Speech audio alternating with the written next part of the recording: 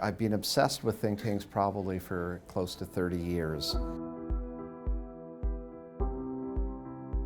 I started off really wanting to explore the think tank phenomenon in the United States, and over time my work has become more comparative, so comparing think tanks in the United States to those in Canada and Great Britain and beyond.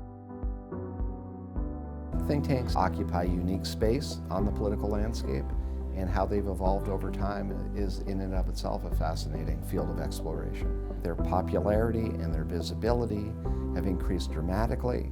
At the turn of the 20th century, you didn't need a directory to keep track of think tanks in the United States or abroad.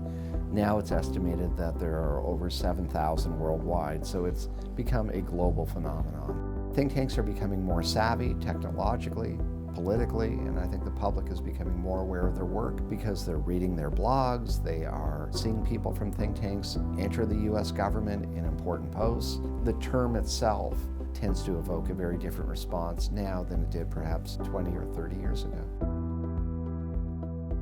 One of the greatest changes has been how they see themselves and the kind of work they become involved with. Think tanks have moved from being strictly policy research institutions to engaging more in political advocacy. Just to get citizens engaged in discussions, I think, is a positive. I think the negative is that the quality of research that comes out of many of these institutions, unfortunately, is watered down. So I think the quality of research in many respects has suffered, but the overall reach of think tanks has probably increased, so it's a trade-off.